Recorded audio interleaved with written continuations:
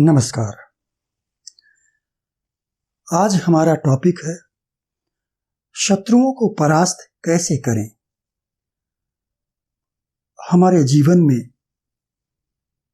अकारण अनजाने शत्रु पैदा हो जाते हैं जिनसे हमें समस्या होती है। तो शत्रुओं पर विजय कैसे पाएं, उन्हें परास्त कैसे करें, हम आज इस विषय पर बात करेंगे। शत्रुओं का भाव छठा भाव कहलाता है। छठे भाव को रिपु भाव कहा जाता है। यदि छठा भाव पीड़ित है तो जीवन में शत्रु पैदा होंगे। अब पीड़ित कैसे होगा? 2 या 3 क्रूर ग्रह यदि छठे भाव में स्थित होंगे तो छठा भाव पीड़ित हो जाएगा। छठे भाव का स्वामी भी यदि पीड़ित होगा तो भी शत्रु पैदा होंगे। लेकिन यहां पर मैंने कहा कि यदि 2 या 3, कम से कम 2 क्रूर ग्रह या 3 क्रूर ग्रह स्थित हों छठे भाव में तो छठा भाव पीड़ित होता है। लेकिन यदि 1 क्रूर ग्रह स्थित है तो फिर छठा भाव पीड़ित नहीं होता है, बलवान होता है। जैसे इस कुंडली में क्रूर ग्रह केतु स्थित है तो यह छठा भाव पीड़ित नहीं है। क्रूर ग्रह छठे भाव में शत्रुओं का दमन करते हैं। यानी यदि आपके छठे भाव में एक कोई क्रूर ग्रह स्थित है तो आपके शत्रु कुछ दिनों बाद शांत हो जाएंगे, अपने आप आपके रास्ते से हट जाएंगे। या कोई वाद विवाद समस्या है तो शत्रु आपके परास्त होंगे यदि छठे भाव में एक क्रूर ग्रह स्थित है तो। जैसे सूर्य, मंगल, शनि, राहु, केतु। अब दूसरी बात यह भी है कि यदि मान लीजिए कि छठे भाव में कोई क्रूर ग्रह स्थित नहीं है, शुभ ग्रह स्थित है, तो ये धनु राशि है, गुरु की राशि है। शुक्र को भी नैसर्गिक रूप से शुभ ग्रह माना जाता है। यदि शुक्र यहाँ स्थित होगा, यानी कोई भी शुभ ग्रह यदि यहाँ स्थित है तो वो शत्रु पैदा करता है। क्रूर ग्रह शत्रुओं का दमन करता है और जो शुभ ग्रह है वो शत्रुओं को पैदा करता है, बशर्ते कि उसकी अपनी राशि ना हो। जैसे ये धनु राशि है जो गुरु की राशि है, यहां गुरु स्थित होगा तो शत्रु पैदा नहीं होंगे। लेकिन यदि दूसरा कोई शुभ ग्रह स्थित है तो शत्रु पैदा होंगे।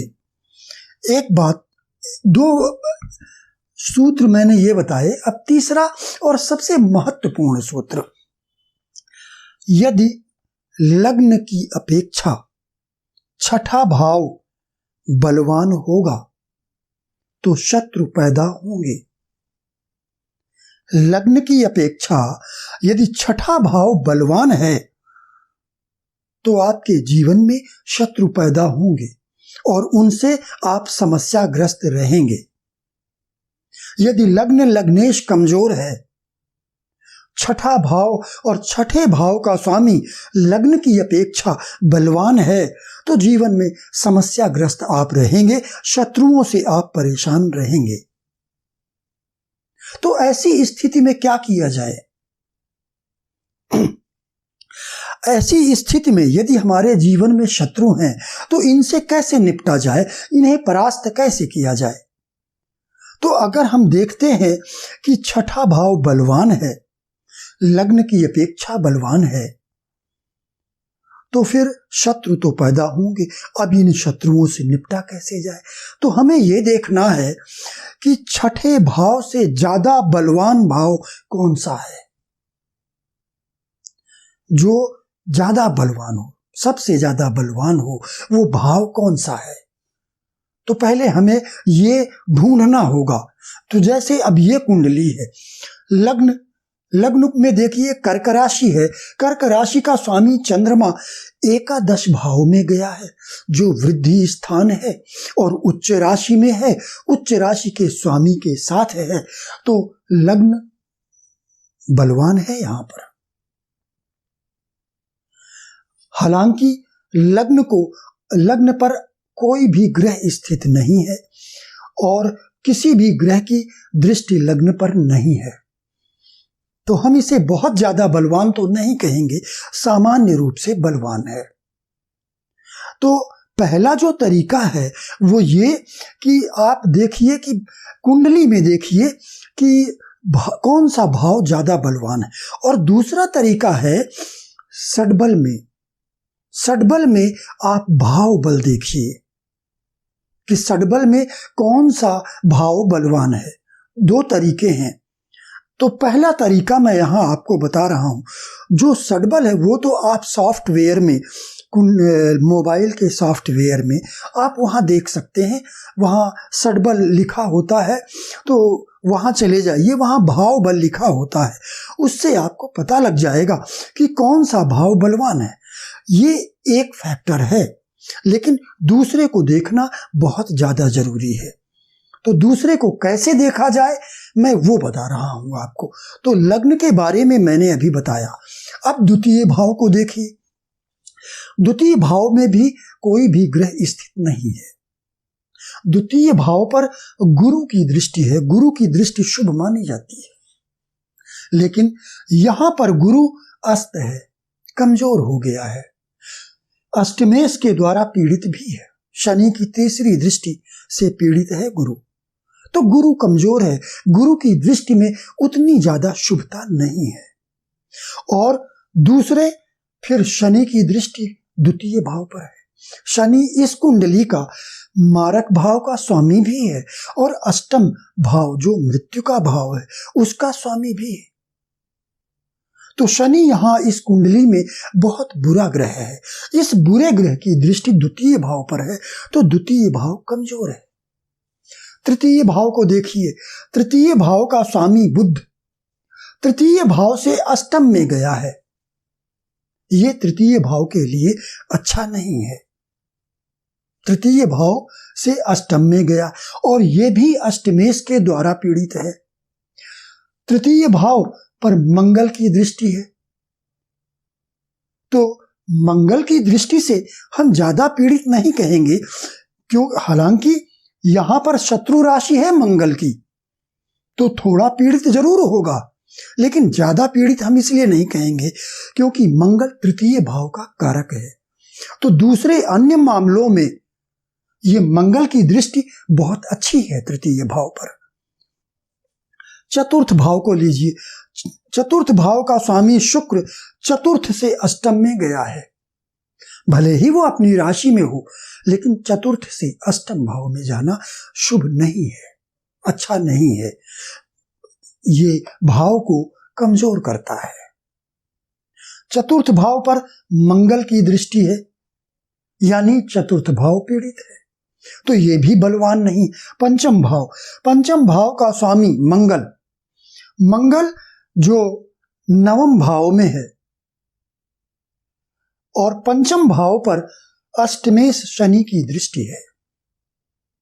हालांकि सूर्य, शुक्र और चंद्र की दृष्टि भी है, लग्नेश की दृष्टि है, लेकिन अष्टमेश की दृष्टि भी है। अष्टमेश बहुत बुरा ग्रह है, तो पंचम भाव भी इतना बलवान नहीं है। फिर सप्तम भाव का स्वामी शनि सप्तम से द्वितीय में है और किसी भी ग्रह के द्वारा पीड़ित नहीं है, तो सप्तम भाव बलवान हम कह सकते हैं। हालांकि सप्तम भाव पर अन्य किसी भी ग्रह की दृष्टि भी नहीं है, कोई ग्रह स्थित भी नहीं है, लेकिन इसके बावजूद हम इसे बलवान कहेंगे।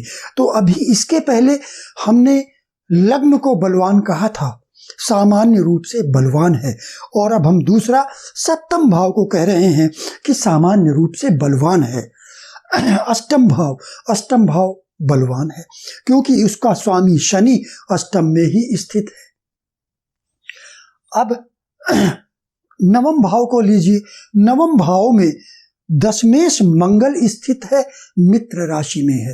मंगल इस कुंडली का राजयोग कारक ग्रह है और नवम भाव में स्थित है, तो निश्चित रूप से नवम भाव बलवान है। यहाँ पर नवमेश और दशमेश का राशि परिवर्तन हो रहा है, तो निश्चित रूप से नवम भाव इन दोनों भाव की अपेक्षा बलवान हो गया। लग्न, सप्तम, अष्टम इन सभी से ज्यादा बलवान नवम भाव है। अब दशम भाव को देखिए। दशम भाव में 3 ग्रह स्थित हैं। उच्च का सूर्य है, बुध है और गुरु स्थित है।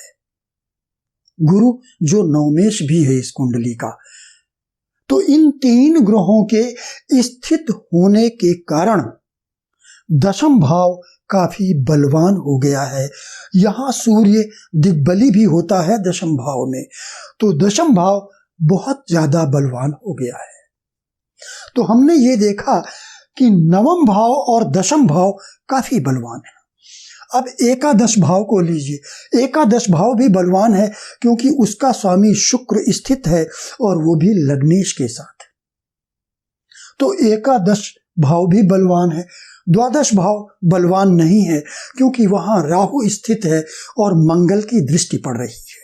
तो इस तरह से हमने देखा कि जो सबसे ज्यादा बलवान हमने देखा वो हमने दशम भाव को देखा। सेकंड नंबर में नवम भाव है और फिर एकादश भाव। ये 3 भाव बहुत बलवान है। तो सर्वश्रेष्ठ बलवान कौन हुआ? दशम भाव हुआ। दशम भाव किसका भाव है? पिता का भाव है। नवम भाव भी पिता का है, दशम भाव भी पिता का भाव है। दशम भाव पिता के अलावा राज्य का भाव है, यानी शासन का भाव है। तो अगर आपको शत्रुओं से दिक्कत है, पहली बात तो इस कुंडली में केतु शत्रुओं का दमन करता है, लेकिन गुरु की दृष्टि पड़ रही है जो शत्रुओं को बढ़ा रहा है। तो शत्रु पैदा होंगे, हालांकि केतु उनका दमन करेगा, लेकिन फिर भी यदि आपको कुछ करना है तो क्या करें? सबसे ज्यादा बलवान दशम भाव है, नवम भाव है, यानी पिता का भाव। तो आप पिता की सहायता लीजिए। और चूंकि दशम भाव राज्य का भाव है, शासन का भाव है, तो आप शासन की सहायता ले सकते हैं। तो दुश्मनों को कैसे परास्त करेंगे? पिता की सहायता से या फिर राज्य शासन की सहायता से। तो इस तरह से हम ये देखेंगे कि यदि छठा भाव बलवान है तो छठे भाव से ज्यादा बलवान कौन सा भाव है? तो जो भाव होगा, अब यदि लग्नेश ज्यादा बलवान है तो पहली बात तो यह कि शत्रु पैदा ही नहीं होंगे। यदि लग्न लग्नेश बलवान है तो शत्रु पैदा ही नहीं होंगे, और यदि कहीं कुछ शत्रु पैदा होते हैं तो आप स्वयं ही निपट लेंगे। लग्न हमारा शरीर है, हम स्वयं हैं, तो आप स्वयं ही निपट लेंगे। द्वितीय भाव अगर सबसे ज्यादा बलवान है, द्वितीय भाव हमारे कुटुंब का भाव है, परिवार का, तो परिवार की सहायता से। तृतीय भाव छोटे भाई बहनों का और मित्रों का भाव। यदि तृतीय भाव बलवान है तो फिर छोटे भाई बहन मित्रों की सहायता से। चतुर्थ भाव बलवान है तो चतुर्थ भाव माता का भाव है, माता की सहायता से। या फिर चतुर्थ भाव जनता का भाव है, तो जनता में से, पब्लिक में से किसी एक व्यक्ति की सहायता ले लीजिए। पंचम भाव यदि सबसे ज्यादा बलवान है तो संतान, यदि आपके बच्चे बड़े हैं तो उनकी सहायता लीजिए। या फिर पंचम भाव बुद्धि विवेक इनका भाव है, तो बुद्धि और विवेक से कोई योजना बनाइए। सप्तम भाव यदि बलवान है तो पत्नी की सहायता लीजिए। यदि सामने वाली कोई महिला है तो, शत्रु यदि महिला है तो पत्नी की सहायता लीजिए। यदि पुरुष है तो सप्तम भाव साझेदारों का भाव है, तो जो आपके साझेदार है उनकी सहायता लीजिए। अष्टम भाव के बाद नवम भाव पिता का है, दशम भाव पिता और राज्य दोनों का है, एकादश भाव बड़े भाई का है, मित्रों का भी है। तो इस तरह से यदि आपके जीवन में शत्रु हैं, परेशान कर रहे हैं, तो आप इनकी सहायता से उन शत्रुओं को परास्त कर सकते हैं। तो आज के लिए बस इतना ही। नमस्कार।